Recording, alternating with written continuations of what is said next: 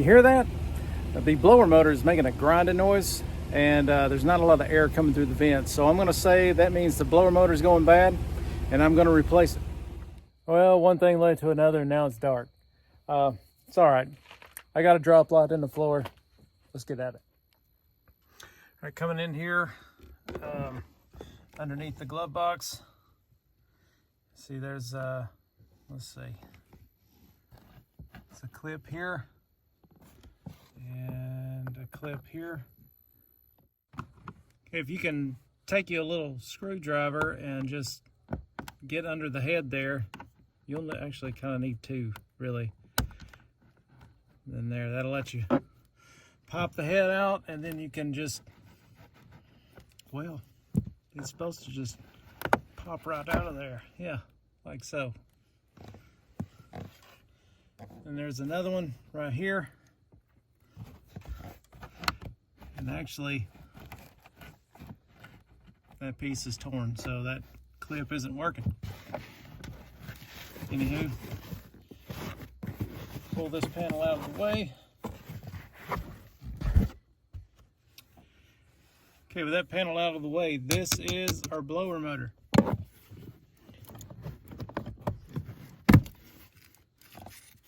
Okay, we'll need to unplug this. It's got a little tab. You push down on that tab, or button, whatever, and pull it apart. Okay, I'm gonna get under here so you can see torque spits that hold it on. There's three of them. One here, one back there, and then one over there. That one may be a problem because the kick panel is in the way, so may have to pull the kick panel out. It was a dark and moonless night. A night just like this. And I realized I don't have my torque spits. Well, it's daylight again, and this time I've got my torque spits.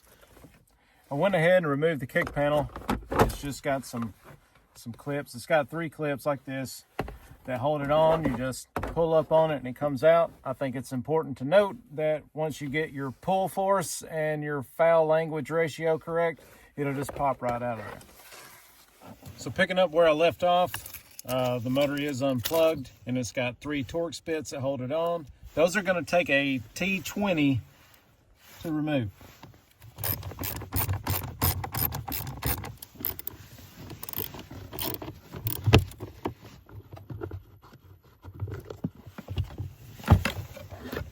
As you can see, it just falls right out.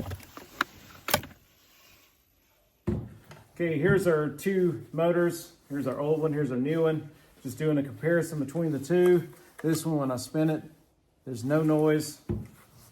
This one, I don't know if you can hear it, but it is making a noise. The bearings in there are pretty much wore out. Visually, the mounting locations look the same. The biggest difference I see is the old one has a pigtail, the new one does not. So the plug we disconnected will just connect straight into the motor. All right, now it's just putting it back in reverse order.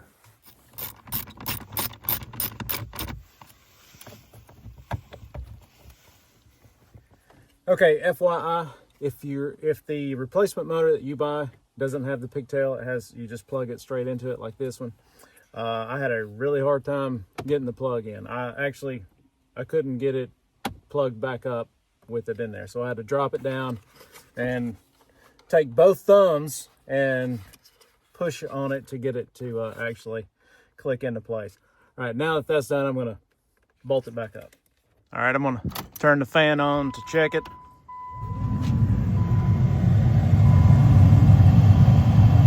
Much quieter. Now I'm gonna put the kick panel back in.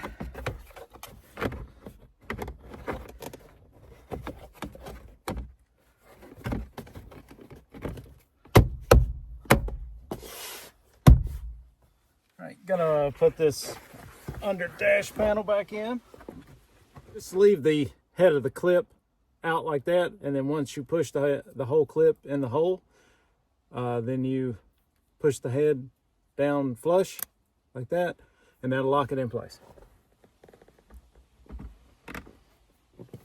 All right, that's gonna do it. Thanks for watching. Please consider subscribing. I'll see you in the next one.